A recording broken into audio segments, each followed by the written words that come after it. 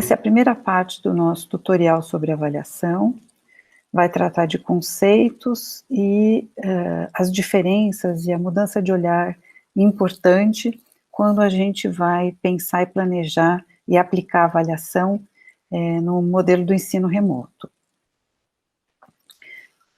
Quando a gente fala em avaliação, né, se a gente for buscar o significado da palavra, e é um conceito polissêmico que tem várias aplicações,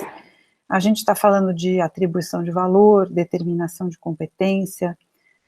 formação de juízo e tomada de decisão, né, e ela tem tanto dimensões quantitativas quanto qualitativas, né, e é um elemento também de interação, né, entre o estudante e o conteúdo, mas também mediado pelo professor, né. Quando a gente vai mais especificamente para o termo avaliação da aprendizagem, a gente poderia definir como a obtenção de informações relevantes sobre o desempenho do educando,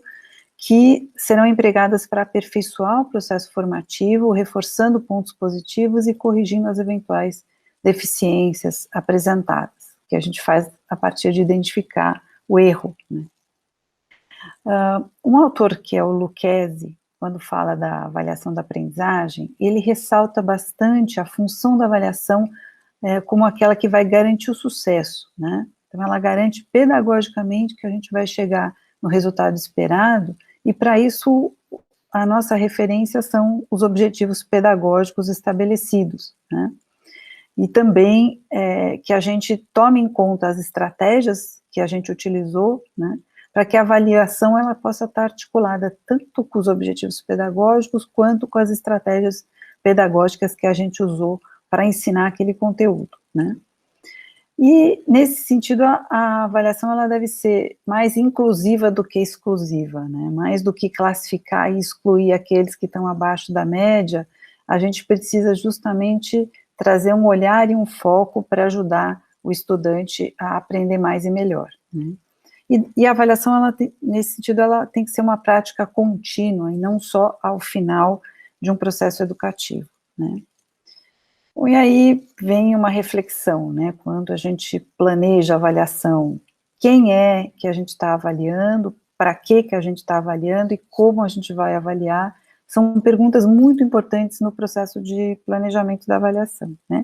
Então, avaliar é um modo da gente repensar o que a gente faz, como e para que a gente faz, sempre, né,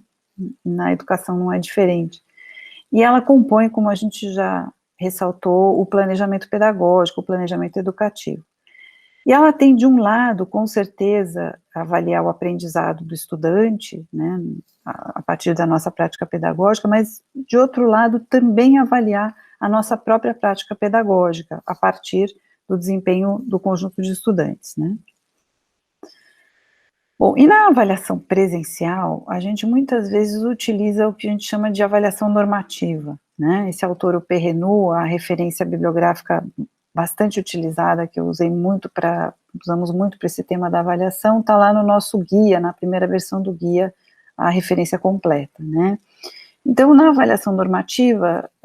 presencial, geralmente a gente submete o conjunto dos alunos a uma prova num determinado momento, fim de cada bimestre, final da disciplina, né, classifica os desempenhos, dá nota, classifica esses desempenhos entre bons e maus desempenhos, e a partir disso a gente até classifica os alunos, né, entre bons e maus alunos. E essas notas geralmente vão ter uma distribuição normal, né, uma curva de Gauss, que vai mostrar aqueles que foram muito mal, aqueles que estiveram dentro da média, e aqueles que se sobressaíram e foram muito bem, né. Esse tipo de avaliação padronizada, né, ela é comparativa do desempenho, dos desempenhos, mas ela é muito pouco individualizada, e ela trabalha com alguns momentos, assim, pontuais, né, e muitas vezes ela não dá conta de avaliar o percurso do aluno no seu processo de aprendizagem, né. Ao mesmo tempo, ela é muito difícil aplicar esse modelo de prova exatamente como a gente aplica no presencial, no modelo do ensino remoto, né. Então, a gente já conversou sobre isso, foi recomendado no primeiro semestre aplicar provas assíncronas e não síncronas, né, dando um prazo para os alunos fazerem essa avaliação, pensando que alguns têm dificuldade de acesso à internet, de acesso ao computador, no momento que a gente estabelece. Pode haver também uma falha, pode cair o sistema, e isso é um fator gerador de forte estresse, que não tem nada a ver com o processo avaliativo, mas que acaba sendo consequência dele, né? Porque o aluno está preocupado se ele vai ser aprovado, se ele vai ser reprovado. Então, o ideal é a gente utilizar o formato assíncrono, né? A gente tem algumas ferramentas para fazer a avaliação de aprendizagem, testar no momento síncrono também, que a gente vai conversar mais à frente, né? Mas a preferência é pelo assíncrono. E nesse sentido, se a gente fizer esse mesmo modelo de prova que a gente faz no presencial, muitas vezes a gente vai colocar o estudante num dilema sobre consultar, ele pode consultar, ele não pode consultar. Quando se a gente usar metodologias mais ampliadas, em que a gente avalia também outras competências que ele pode consultar, mas que ele vai ter um processo de elaboração do conteúdo que vai exigir dele testar seu aprendizado, a gente foge dessa armadilha do consultar, não consultar, né? E, então, esse modelo clássico de avaliação, às vezes ele cria, e o contexto onde a gente trabalha, cria alguns obstáculos para o processo de mudança da avaliação, e também das próprias práticas pedagógicas, e que a gente agora tem essa oportunidade de rever um pouco e aperfeiçoar, né? Então, nesse sistema clássico da avaliação normativa, muitas vezes o aluno trabalha pela nota, né? A gente fala que tem uma visão utilitarista, quer dizer, ele estuda para tirar nota, então ele já vai para o conteúdo estudar, sabendo como que é o tipo de prova, o que o professor vai cobrar, ele está mais preocupado com esse desempenho da nota, e não tão focado, é claro que ele vai ver se ele entendeu, sem dúvida nenhuma, mas ele acaba trabalhando muitas vezes mais com a memorização, né, do que com dimensões cognitivas um pouco mais elaboradas e superiores, né. Então, a gente também tem essa questão da padronização, e que nem sempre você avalia o aluno em diferentes aspectos da sua formação, numa perspectiva um pouco mais qualitativa, né, que também é importante, como a gente vai ver um pouquinho mais à frente, né. E, nesse modelo de prova normativa, a gente, em geral, privilegia frações do conhecimento, frações do conteúdo, do conceito, que são isoláveis e mais fáceis de serem depois medidas para que a gente possa dar nota, né? Nem sempre a gente, nesse modelo, está estimulando o raciocínio, a comunicação e outras competências que também são importantes de serem desenvolvidas, né? E quais são os tipos de avaliação, né? Em geral, assim, a gente classifica a avaliação como avaliação diagnóstica ou de entrada, que é aquela que a gente faz antes de um processo pedagógico, antes de começar. Nem sempre a gente utiliza essa avaliação, mas ela é muito importante para a gente conhecer um pouquinho o nosso aluno, conhecer como que ele é, o que ele já traz de conhecimentos, até as expectativas que ele tem com relação ao conteúdo que a gente vai ministrar, né? E ela também tem uma importância grande, porque quando a gente fizer todo o percurso pedagógico e chegar lá no final e for fazer a avaliação que a gente chama somativa, aquela que é feita ao final de um curso, ao final de uma disciplina, ao final de um bimestre, a partir de um conjunto de conhecimentos, né, a gente possa, comparando com a diagnóstica de entrada, saber o quanto que esse percurso agregou de valor à formação desse aluno, né.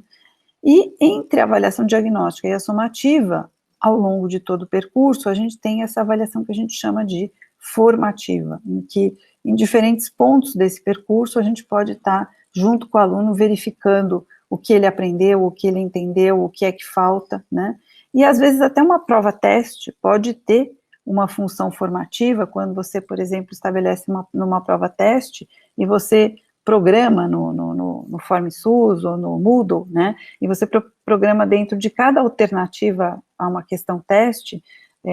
aquela que está certa, por que está certa, a que está errada, por que está errada, e o aluno, à medida que ele marca aquela alternativa e já vai sabendo se ele acertou ou errou a questão, ele sabe também porque ele tem um feedback imediato sobre o desempenho que ele teve naquela questão. Então, além dele testar o conhecimento dele, ele está também adquirindo ou reforçando o conhecimento quando ele acerta ou entendendo por que ele errou. Isso contribui muito para o aprendizado, né? Então, essa avaliação formativa, ela tem um papel, uma função de contribuir para o que a gente chama de regulação da aprendizagem, né? No sentido do aluno perceber aquilo que ele já sabe, perceber aonde ele precisa melhorar, né? Então, toda avaliação que ajuda esse aluno a aprender e se desenvolver melhor, que participa dessa regulação da aprendizagem e do seu desenvolvimento, ela tem esse papel formativo, né? Então, a avaliação no ensino remoto, ela precisa romper um pouco com aquele modelo normativo, né, e trabalhar de uma forma que a gente normalmente é chamada de, uma das formas de abordar seria uma ação avaliativa mediadora, né? Tem uma autora que fala bastante sobre ação avaliativa mediadora, que é a Jussara Hoffmann. E no livro do Marco Silva e Edmeia Santos, que também está lá no nosso guia, essa questão da avaliação na educação à distância está bastante tratada e parte dela a gente pode aplicar para o ensino remoto. Então, no modelo tradicional, a gente tem uma tendência a trabalhar de forma mais quantitativa, né? Medida acumulativa de resultados, testes pontuais, escalas, a classificação dos alunos, a média, né? Mas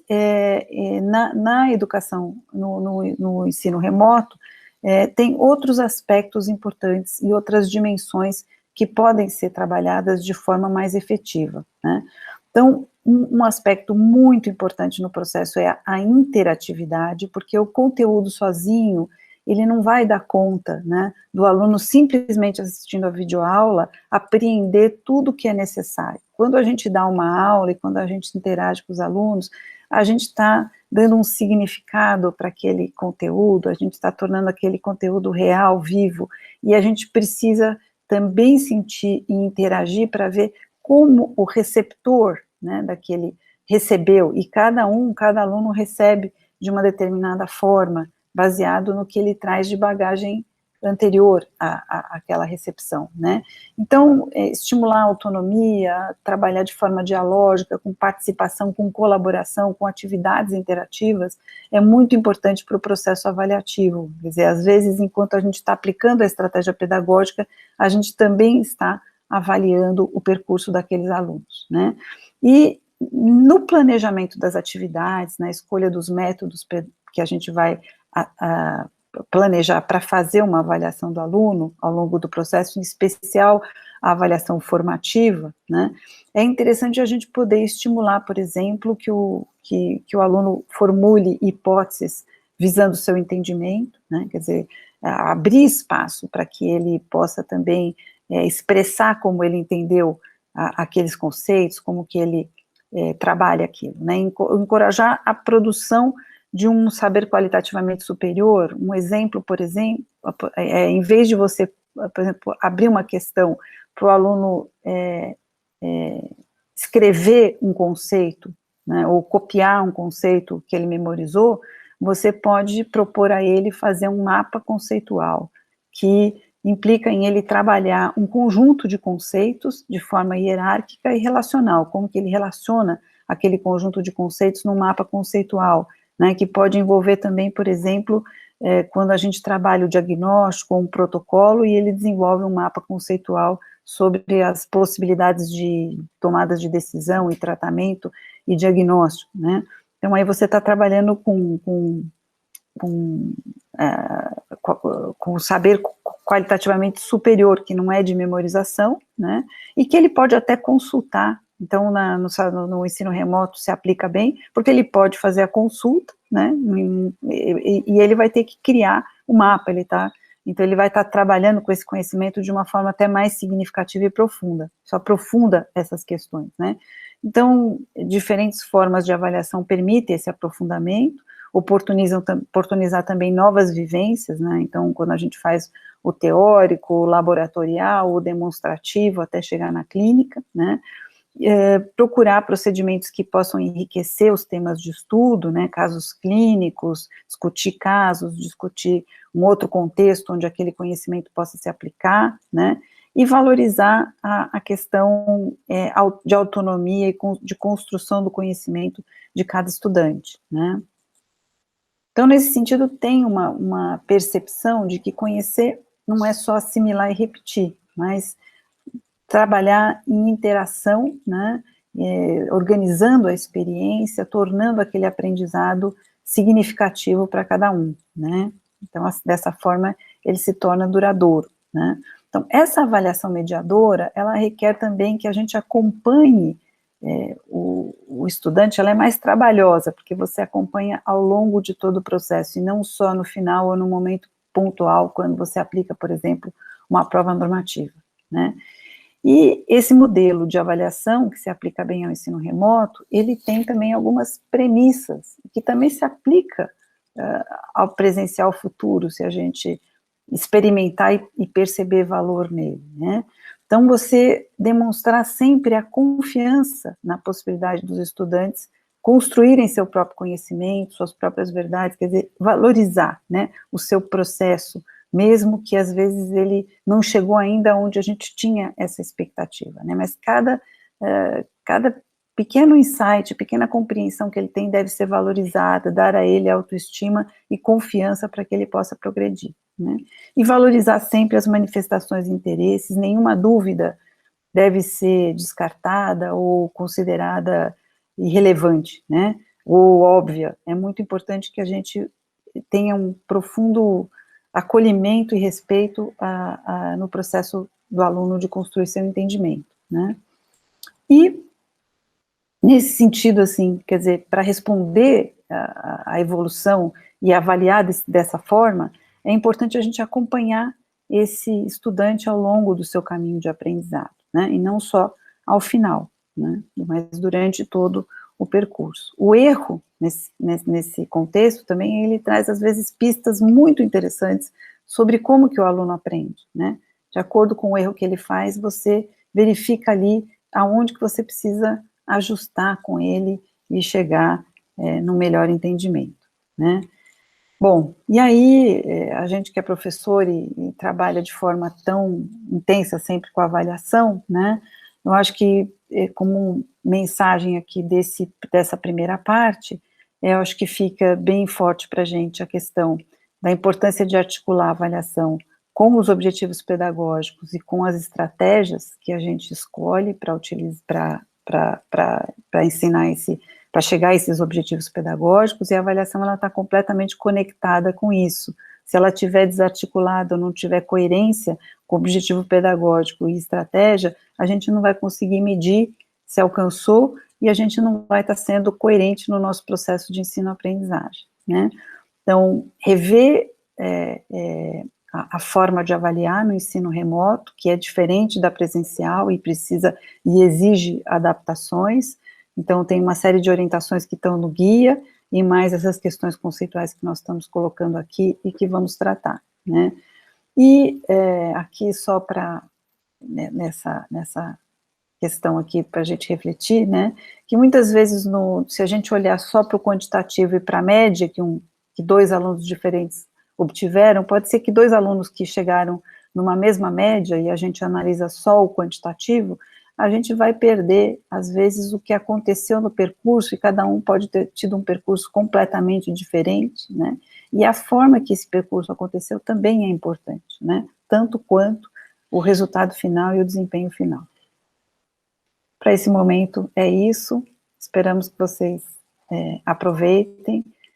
esse material e todo o material que a gente tem aí disponibilizado, e qualquer dúvida também, a gente está à disposição, né, no grupo de apoio didático tecnológico, né, pelo site da FOUSP, e com os formulários, com o modelo de formulário lá, para vocês enviarem dúvidas, sugestões e o que mais acharem interessante para a gente compartilhar. Muito obrigada.